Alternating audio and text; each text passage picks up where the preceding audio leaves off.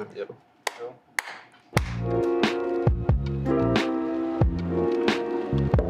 If you're new to the podcast, I should let you know that it isn't usually a video show. It's mostly an audio podcast. And this week I had MKBHD on, so obviously I had to do something special.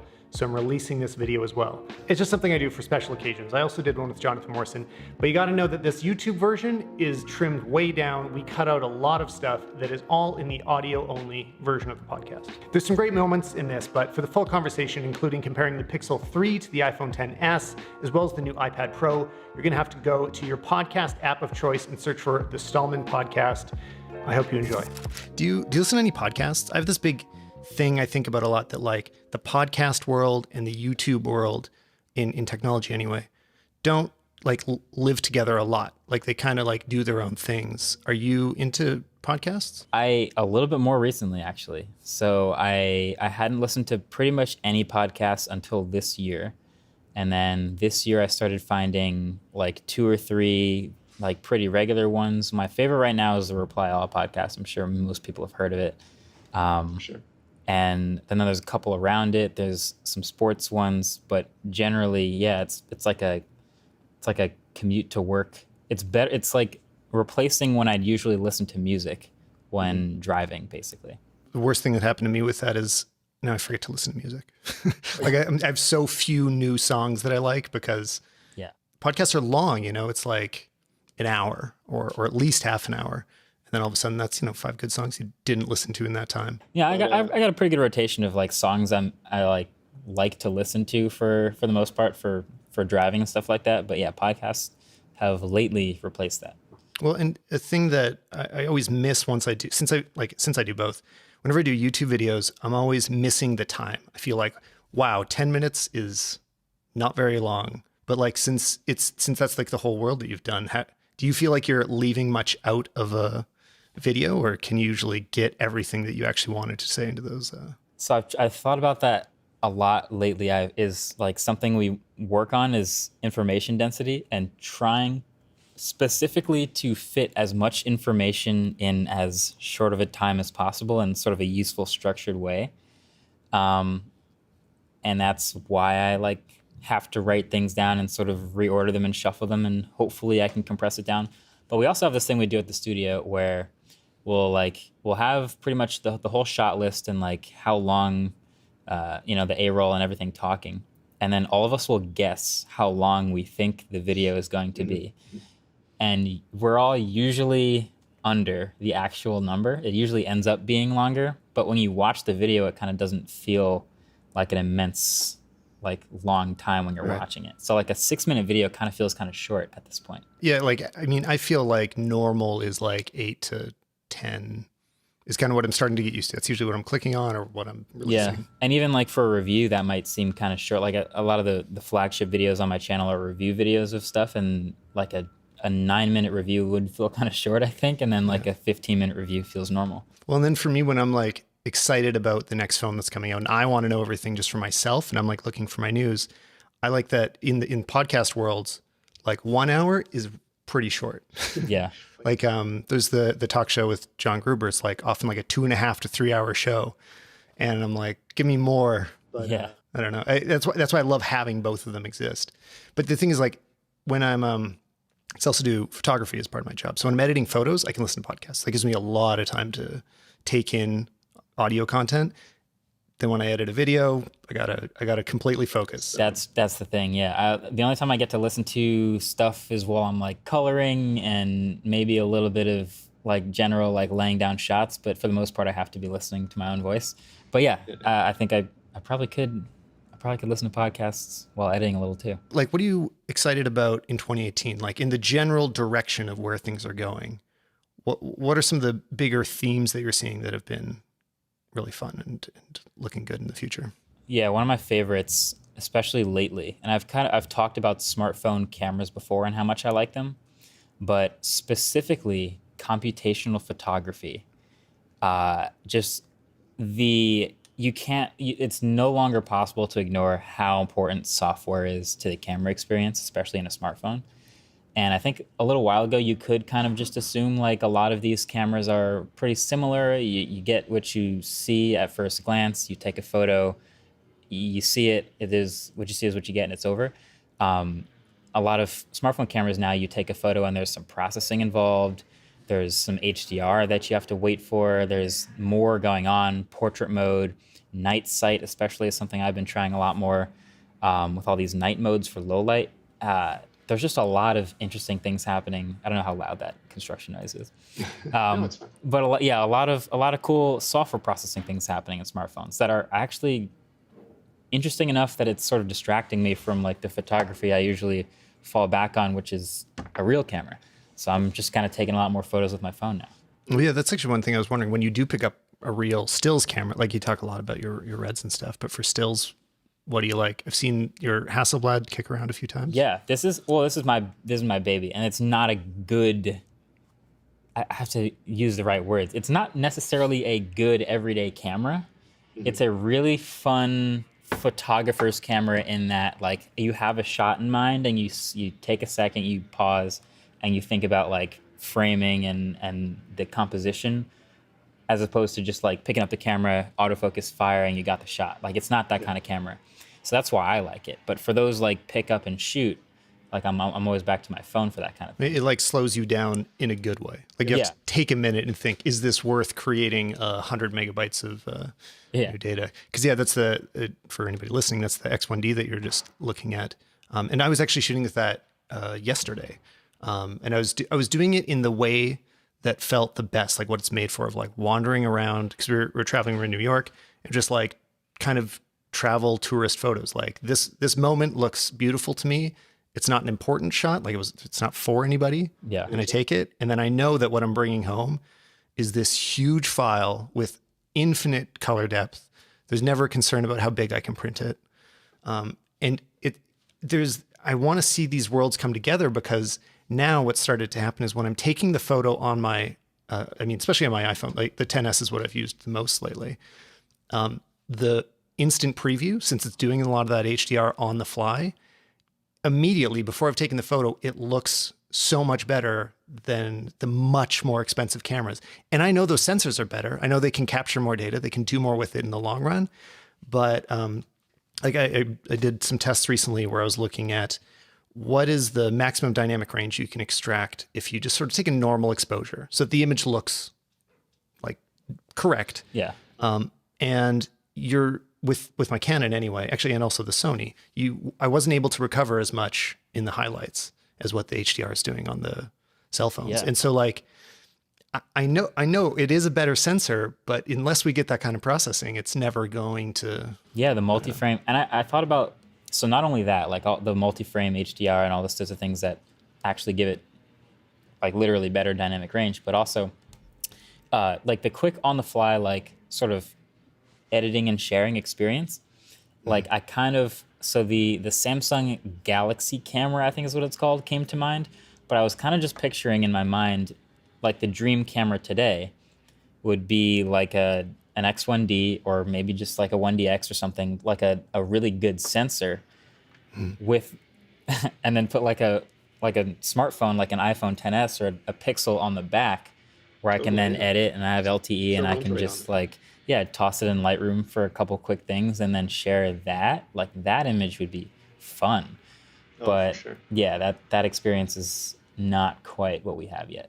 Well, and I got a lot of pushback from, like on the video that I did talking about this, I got a lot of pushback from, like professional photographers that love their expensive camera that they invested a lot in. They spent a lot of research buying it, and they know that the hardware is better, but you can't deny all the things you're just talking about, like that ease of posting, and that, I think there can be a bit of a reputation that it's like, there's like professional photographers in air quotes is like, you can do a lot of things to make a living taking photos, or they can just be really important to you. And sometimes having that, like getting the best photo possible with the minimum effort is really, really important. Sometimes that is the priority, And so like, I would love to see things like, I don't even know how they could do it. Like when you take a photo with that 1DX or X1D, you notice the time it takes to have all of those pixels even just read out to the, like put through the buffer. There's like a perceptible time where you're waiting for it. And I couldn't imagine it doing like what the iPhone's doing, like 60 frames a second basically, and capturing what, like a dozen of those or something. And same with the Pixel. Yeah, you'd end up having to think a lot more about processing power in these cameras. And like we focus so much on the neural engine and the image processing pipeline and the A12X and all that stuff, but like we don't really think about that as much in the 5D. I mean, we want a fast multi-frame. A lot of people do sports photography and you want it to be able to shoot quickly. But beyond that, it just kind of ends at that sort of speed. So having all those algorithms that are running and all the computational photography would require a lot of additional processing power that I guess they just don't really focus on yet, so we don't have it. So one thing I've always wondered, I mean, I don't get any indication that you would, but do you ever think about doing any other kind of filmmaking with the skills that you're acquiring here? Like, obviously, you know how to make things look good, you know how to shoot, you know composition. Do you ever imagine a day like 10 years from now where you like make a short or, I don't know, do something more traditional filmmaking? Yeah. Yes, that is something I think about, especially because, taking, this equipment everywhere and these cameras and just shooting things that aren't my normal topic or the normal subject just for fun. That like gets the gears turning, and that's what has me thinking about like shooting like documentary style or like a more traditional short or something like that. But I think just in this time, like we're so busy with all the tech that's coming out now, it's been a pretty hard focus. Well, it's almost like your car videos have started giving you a bit of that opportunity. Like that's when you can kind of open up a little and it's exciting to have like other things I'm interested in shooting videos about. Like there's tech obviously, and like especially right now, like 90% of it is smartphones, so it just kind of seems redundant to just keep making a phone video. But yeah, like the car videos are really exciting. And especially when that's something we've learned a lot from, because we've only done like 3 car videos total, but the subject you're shooting is so much bigger and the environment you're shooting in is so much more vast and dynamic and interesting that it's a completely different video. So yeah, try controlling that lighting when it's on a on a whole car and then a whole street. Yeah, it's much more of a challenge than just a little phone here in the studio. Yeah, well, that's why I'm always like, I'm so impressed with people like, like Casey Neistat being able to put out beautiful stuff often. Like, I think people underestimate how challenging it is to make something look really good quickly and regularly. It's one thing to like really take your time. Like, I feel like it's kind of cheating when I take a week to make a video compared to that some people are able to like put it out in 24 hours. How long is kind of your normal turnaround on most of these videos? Yeah. So, I mean, if you go from like beginning to end of like from pre-production and like writing and like actually evaluating a product all the way till when it's published, you could say it's anywhere from 5 to 10 days, depends on what the product is. But the actual production itself is usually a 1 or 2 day thing. 1 or 2 days of shooting and then like however many hours it takes to edit everything. But yeah, again, it depends pretty hard on what video it is. If it's just a talking head of like me ranting to the camera about something, that's only like a 10-hour day and the whole thing is done. Yeah. But if it's a whole review with all these different shots and explanatory pieces and different illustrations of things, like that whole video might take like 4 or 5 days. What's the longest you've gone? Like how long have you sunk into one video? Oh, good question. It would probably be the car stuff. So Acura gave me the NSX for a week. And between like driving the car, taking it to the track, getting all the drone shots, getting all the interior of the car shots, getting all the driving shots, getting all the rolling shots, and actually evaluating the car and then putting it all together in an order that made sense, like all of that was probably about 9 or 10 days, something like that. That might be the longest I've recently spent on a video. Well, I think that's what most people don't get that haven't made the videos too, is like, not only does it take all that time to like basically make a little movie, but you have to spend a moment to think about the thing you're talking about too. Like you actually have to spend some time using it and just in your own head, like how do I feel about it? Yeah. And that's like maybe the most underrated part of the video. You could have the most, I've seen some really, really, really gorgeous videos that don't say anything, and I really feel that when it's lacking. So I do spend obviously a lot of time trying to make sure we're actually making a useful video. I was kicking myself recently because I did a Pixel 3 video where I just hadn't spent much time with it. Like I didn't buy one, so I was using a friend's. And then after I used it, I'm like, you know what? I didn't test that camera properly at all. Like I didn't do it justice. I just like kind of worried about like, oh, I'll make the video pretty. And I'm absolutely not going to make that mistake again. Like it sucks when you feel like you're not delivering any serious information because, you know, it's pretty easy to just get the specs. It's pretty easy to know like what the thing is. So usually I'm looking for somebody's unique perspective. And that's like the people that I like the most, I know what they're bringing to the table. Yeah. Actually, that reminded me of like a general topic. I just kind of had some notes of things I wanted to hit of like, I heard you mention it once and I think about it all the time. So I want to see if we're on a similar page. People get super stressed out about bias in the comments. They're like, I mean, that's like, which is one of the words that shows up the most in comments is like, I either love this person because they're unbiased or I hate them because they're super biased. And my view on it is that we are all biased. Like if you think you're watching anybody's opinion that is unbiased, you're just mistaken. They're just really good at masking it. Because we have preferences, you know, like maybe it's like I value the camera on the phone more than battery life, or, you know, everybody's got their priority list. So the way I always think about it is like, you got to find the person that shares those priorities with you. And then hopefully, and then that's who you come back to because you're like, oh, I know what you do and don't like. It's similar in this way, different in that way. Yeah, I'm with you. Yeah, I think I've said something along those lines before. Like, yes, everyone has a bias, whether you think they do or not. But that's fine because that can be useful for calibrating yourself to knowing once you've watched a couple of videos and heard what people have said, like what they tend to like and don't like and what they prioritize. So I'm pretty clear about that, I think. When I'm reviewing something or when I'm talking about something I like, I'll tell you why I like it. And if I don't like something, I'll tell you why I don't like it. And any review that comes with anything they like or don't like, that right off the bat is a bias because an unbiased review is just a spec sheet, basically. So yeah, you kind of have to, you go with the flow and you understand that everyone has some sort of a perspective they're coming from. What's the deal with why do people get so worked up about it? Like there's, just so much anger about brands and stuff and I can't, you know how I think about it? Relate to it at all. It's so strange to me. Okay. So I kind of think about it like sports teams. It can be extremely irrational how much you like a sports team. And another thing is you probably only really like that team because you just got dropped in there, like you're in a certain area or whatever. Yeah, your parents liked it. Yeah, your parents, your first phone was this phone or whatever, so now you're super into this. You're on this team.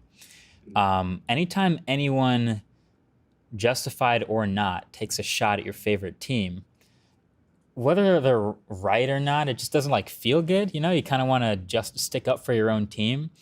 So if someone doesn't like something that you like, it kind of feels like they're not on your team in a way. You kind of have to like strike back. That's just kind of how I've like observed the whole, the fanboy section of the internet. That's just kind of how they act as like sports team fans. Yeah. So I guess I don't blame them. I mean, maybe it's because I don't watch sports. That's why I'm like, I can't relate to this. It's so weird to me. Yeah. No, so it can get like pretty like more heated than you would think, but it's I guess that's the way I understand it. Well, and it's something that I'm hoping to see YouTube as a community moved more towards what I think of as like YouTube for grownups. You know how they have like the YouTube Kids section? Yeah. Like that's where all the like brand fighting can go to me is like, if you're under 18, I remember feeling like that. Like just, I'd kind of be a dick about the bands that I like or whatever, like things you're into. And I get it when you're young, but like, I like that there are people that are giving this more mature voice to YouTube. And you're absolutely part of it, where it's not about stunts and pranks and being as loud as possible. It's just like, let's just have like a real conversation. And I mean, it's cool because you're still a young guy and you're one of the more mature voices out there. But yeah, it's just something that I don't want YouTube to be thought of as only a place for children. Like you're only here because you're a young person and old people don't watch YouTube because like I'll be an old person soon. I'll probably still be watching it. Yeah, that's kind of, I guess there's that's just the perception of YouTube. Like if you search hard enough, you can find pretty much anything on YouTube. So if you go into, let's say you're looking for tech on YouTube and you kind of don't really expect anything to be taken too seriously, then you can pretty easily find stuff to not take seriously, and then all your suspicions are confirmed and you'll just leave. So yeah, I think it helps to be able to find what you're actually looking for as far as like more mature content, or maybe you're just trying to find people talking about a very specific niche or something like that. If you look hard enough, you probably will find it. So yeah, it's just kind of the upside and the downside is you're just kind of mixed in with this whole melting pot of all these different styles, and hopefully you can stand out. Yeah, I mean, I think it's that people shouldn't get confused that YouTube is just one thing. There's just so many people out there, and you can kind of like find the community that you want. But I mean, I found that it took me a while because I'm about I don't know, I don't remember how old you are, but I'm about more than 10 years older than you.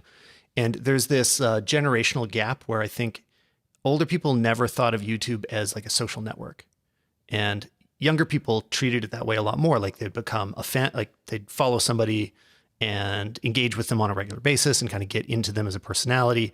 And anytime I talk to older people, it's not like that at all. It's like, I need to know how to repair my sink. So that's when I go and Google a how-to video, or I'm buying a new phone and I look for it then. But I think somehow the different ages kind of chose how they look at it. And that's going to be shrinking, right? I mean, as we all kind of age into this being a more mature community, we'll all I think everybody will see it in a little bit more the same way. It's pretty new. Like I was just in Hollywood, but like the whole, like the demographic of different types of media are pretty obvious. Like people from 40 to 60 aren't pouring hundreds of hours into YouTube every week. They're trying to get like their media elsewhere. They're reading newspapers, they're watching TV. It's different. So I think with all these younger generations coming up and not necessarily watching a lot of TV or reading a lot of newspapers and things like that, they turn to the more accessible on-demand stuff, which is YouTube videos and on-demand content. And that's just kind of the way it's ended up. Not to say that one is better than the other. You can clearly be into one or the other. So do you have anything else that you're just playing with or enjoying lately? Any cool gear that I don't know about? I mean, iPad Pro is my newest toy, so I'm really into it. The review of it is coming up, but I think a lot of the thoughts I've echoed here will be present in that video. Where like, I'm curious what you think of the design, because it's kind of a big difference from previous iPads. I love it because it's iPhone 5 to me, which okay, yeah.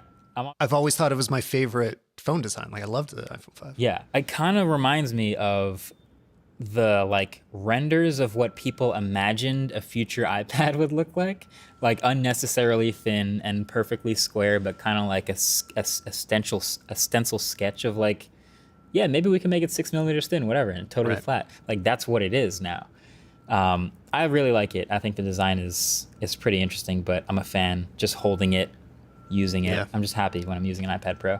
I was really annoyed at the lack of headphone. I mean, every time a headphone jack disappears, I'm a little sadder. It's kind of like notches, where I've used a phone with a notch and I've used a phone without a headphone jack for so long that I got my wireless headphones, I got my wireless accessories, and now I'm living the wireless life and I'm fine without a headphone jack.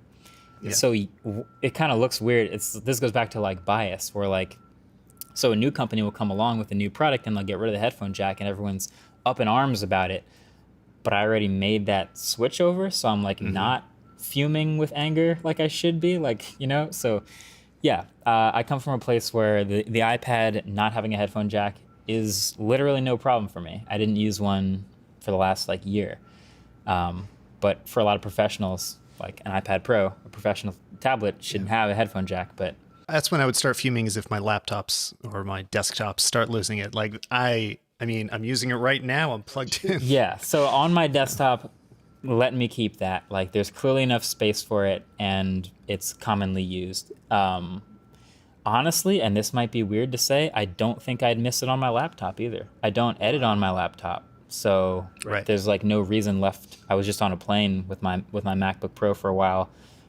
wireless headphones, just because that's what I'm on now. But do you not, so you don't edit on laptop, do you not edit on the go at all? I mean, definitely when you're at keynotes and stuff, you As get of stuff late, done. I've been bringing an iMac Pro with me. And for a while, yes, I was editing on a 15-inch MacBook Pro. I would always get, whenever they updated it, the newest, highest end, absolute maxed out version. And so it would be like an Apple event I would go to, and I'd bring in all these R3Ds, and I'd shoot at the highest possible compression ratio, and I'd try to make it as easy on the computer as possible, but I'm still shooting raw. And I could edit, and I could get through it, but once I hit render, that transcoding process was many hours long. Right. And so it was like hit render, go to sleep, wake up, hope it's done rendering by then. If not, eat breakfast, wait for it. It's done, upload that. And it'd be like, by that time, it's like 15 hours later, like, this could have been done a while ago. And I'd get the newest, fastest MacBook Pro, and it would be, just like Apple says, 10% faster. But 10% faster on a 6-hour export is now 5 hours and 25 minutes. Like, it's not really making a big difference for me. So yes, lately I did start bringing iMac Pro, or at least the last Apple event I brought iMac Pro, and I exported and created 2 videos in one night before going to sleep, and that's not something I would have been able to do otherwise. Yeah. So I no longer edit on the go with MacBook Pro. If I'm shooting red, I am editing on a desktop. Yeah, that's kind of insane. I would love to see the acceleration of external GPUs pick up to the point where, like, right now it looks like Final Cut doesn't reach out to them. So like that doesn't quite seem like an option yet where you could bring an enclosure and trust me, I'm constantly looking for ways to not have to bring a 45-pound, 70-pound Pelican case with me on the plane. So yes, I cross my fingers for Final Cut updates every day, and I look at what external GPUs are doing. But as of right now, it's 5 hours versus 25 minutes, and the choice is clear for me. Wait, it's over? I thought there was going to be oh wait, all the rest of it is in the audio version. Okay, so now's the time that you go to your podcast player and you subscribe to the Stalman Podcast, where there's way more. We talk about phones and iPads and get into more of the new technical stuff. To be honest, we lost both of our video feeds at certain moments, so I didn't even choose all the stuff that got cut out of this. It's just shorter because it had to be. There's a link in the description below to hear the full conversation, and I'd love to know who you guys think I should talk to next. But don't tell me, go tell your favorite YouTubers that they should be on the Stalman Podcast. Thanks for watching, guys. I will stop recording audio and